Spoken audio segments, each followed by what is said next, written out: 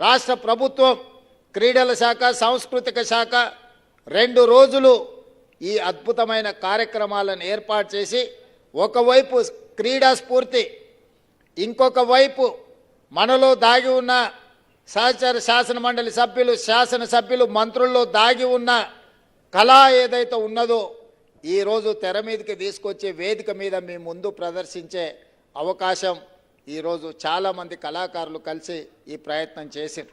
ఈరోజు ప్రత్యేకంగా శివారెడ్డి గారు కూడా ఈ కార్యక్రమంలో పాల్గొని ఒక క్రీడలను ప్రోత్సహించడమే కాదు, కళలను ప్రదర్శించడం కూడా బాధ్యతగా, సామాజిక బాధ్యతగా ఈరోజు భావించి ఈ కార్యక్రమాన్ని ఏర్పాటు చేసిండ్రు.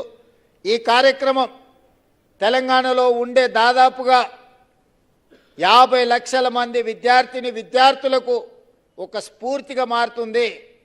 పాఠశాల స్థాయిలోనే క్రీడల్ని ప్రోత్సహించాలి, కళాశాలల స్థాయిలో సాంస్కృతిక కార్యక్రమాలను ప్రోత్సహించాలన్న ఆలోచనతోటి సీఎం కప్ను ప్రవేశపెట్టి గ్రామం నుంచి రాష్ట్రం వరకు పోటీలను నిర్వహించి ఆ పోటీలలో రాణించిన వాళ్ళని గుర్తించే కార్యక్రమాన్ని ఈనాడు రాష్ట్ర ప్రభుత్వం తీసుకుంది. అదేవిధంగా జాతీయ అంతర్జాతీయ వేదికల మీద క్రీడలలో రాణించి ఈ దేశానికి మెడల్స్ తెచ్చిన వాళ్ళను ఈరోజు ప్రభుత్వ ఉద్యోగాలు ఇవ్వడమే కాకుండా నగదు నజరానాలు ఇచ్చి ఈరోజు ప్రోత్సహించే ప్రయత్నం చేస్తున్నాం. అందులో భాగంగానే నిజామాబాద్కు సంబంధించిన ఒక యువ క్రీడాకారిణి నిఖత్ జరీన్ బాక్సింగ్లో వరల్డ్ ఛాంపియన్షిప్ సాధించినందుకు రాష్ట్ర ప్రభుత్వం 2 కోట్ల రూపాయల నగదు ఇవ్వడమే కాదు, గ్రూప్ 1 జాబ్ డిఎస్పి ఉద్యోగం ఇచ్చి ఈరోజు డిఎస్పి నిఖత్ జరీన్ అని ఈరోజు గర్వంగా చెప్పుకునే విధంగా రాష్ట్ర ప్రభుత్వం నిర్ణయం తీసుకున్నది. ఇదే కాదు, క్రికెట్లో రాణించిన వరల్డ్ కప్ సాధించిన సిరాజుద్దీన్కి ఈరోజు డిఎస్పి ఉద్యోగం ఇచ్చి గ్రూప్ 1 జాబ్ ఇచ్చి రాష్ట్ర ప్రభుత్వం ఈరోజు ప్రోత్సహిస్తుంది. సిరాజుద్దీన్కి డిగ్రీ పట్టా లేదు, డిగ్రీ లేకుంటే గ్రూప్ 1 ఉద్యోగం ఇవ్వడానికి అవసరం లేదు. కానీ క్రీడల్ని ప్రోత్సహించాలన్న ఉద్దేశంతో క్యాబినెట్లో ప్రత్యేకంగా రెజల్యూషన్ పాస్ చేసి అతని ఎడ్యుకేషన్ క్వాలిఫికేషన్ నుంచి మినహాయింపునిచ్చి ఈరోజు గ్రూప్ 1 జాబ్ ఇచ్చి డిఎస్పి సిరాజుద్దీన్ అని చెప్పి ఈరోజు మనము క్రీడల్ని ప్రోత్సహించినాం. అదేవిధంగా పారా ఒలింపిక్స్లో మెడల్ సాధించిన దీప్తి జువాంగ్ గ్రూప్ 2 ఉద్యోగం ఇచ్చి ఇంటి ప్లాటు ఇచ్చి నగదు నజరాన ఇచ్చి వరంగల్ అమ్మాయికి ఈరోజు మనం ఉద్యోగం ఇవ్వడం జరిగింది. ఈ రకంగా చాలా క్రీడలలో రాణించిన వాళ్లకు నగదు ఇవ్వడమే కాకుండా ప్రభుత్వ ఉద్యోగాలను ఇవ్వాలి అని ఈరోజు ప్రభుత్వం మన స్పోర్ట్స్ పాలసీని తీసుకొచ్చినాం. ఆ పాలసీలో చాలా అంశాలను పొందుపరిచినాం.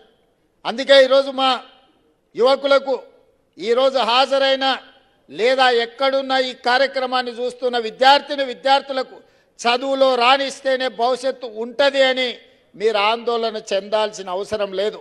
మీరు మైదానాలలో క్రీడల్లో రాణించినా మీకు ఉజ్వల భవిష్యత్తు ఉంటుంది. మీ ఉజ్వల భవిష్యత్తుకి రాష్ట్ర ప్రభుత్వం బాధ్యత తీసుకుంటుంది అని చెప్పి ఈరోజు స్పష్టంగా నేను చెప్పదలుచుకున్నాను.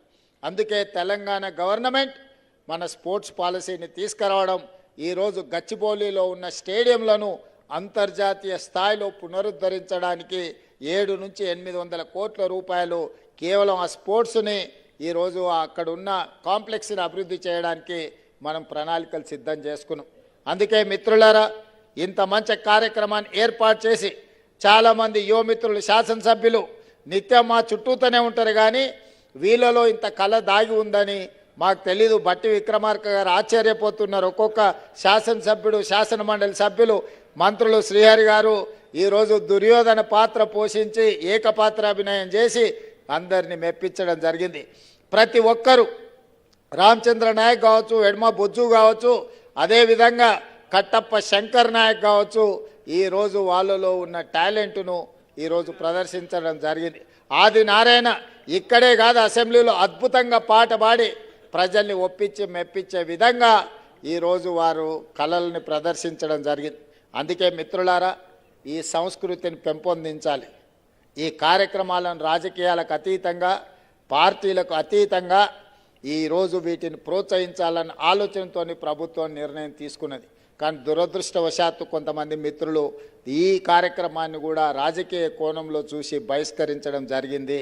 ఇది వారి విజ్ఞతకే వదిలేస్తున్న నేను విమర్శించదలుచుకోలేదు. కానీ వచ్చే సంవత్సరమైనా ఈ కార్యక్రమంలో పాల్గొనాల్సిందిగా వారికి విజ్ఞప్తి చేస్తూ, ఇంత ఆలస్యమైన ఓపికగా ఉండి ఈ ప్రదర్శనలను చూసినందుకు మనస్ఫూర్తిగా మిమ్మల్ని మరొకసారి అభినందిస్తూ మీ అందరి దగ్గర సెలవు తీసుకుంటున్నా.